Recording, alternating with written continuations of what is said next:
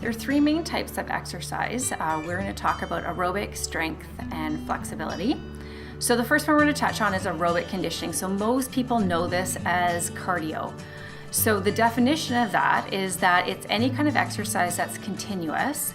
It uses large muscle groups and it's rhythmic and repetitious. So if you think of what it looks like when you go for a walk or go for a bike or a swim, you're doing the same motion over and over and over again.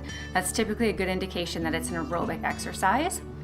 The key is that you can do it for 10 minutes. So that it makes the difference between whether or not you can consider an exercise session aerobic, is whether or not it increases your heart rate and keeps it elevated for 10 minutes.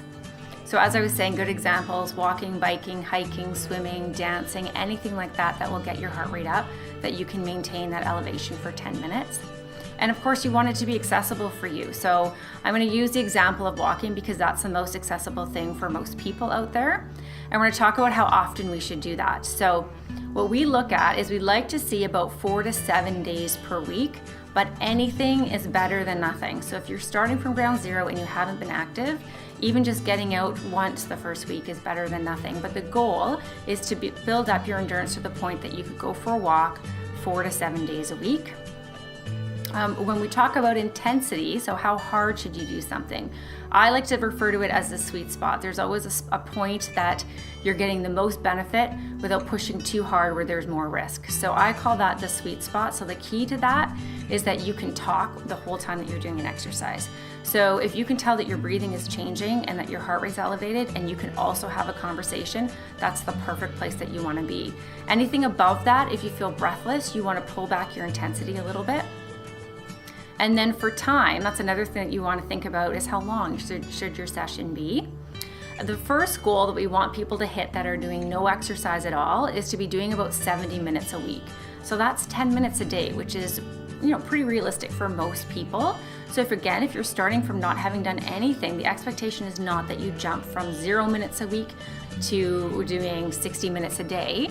We're going to do smaller increments. So 10 minutes a day for the first week is a really good place to start, with the ultimate goal is to be able to do about 150 minutes a week, which is 30 minutes 5 days a week. If you can walk consistently or bike for 30 minutes straight, that's a really good sign. So those are the things you really want to think about when we're talking about how many days a week, how intense, and how long for, when we're talking about aerobic or the cardio exercise. So when you're exercising, there's actually a bit of a pattern that you want to do your exercise session in. So we call this the conditioning phase. So you want to spend the first 5 minutes of your exercise session walking really slowly, or working at about 50% of the intensity that you actually want to be working at.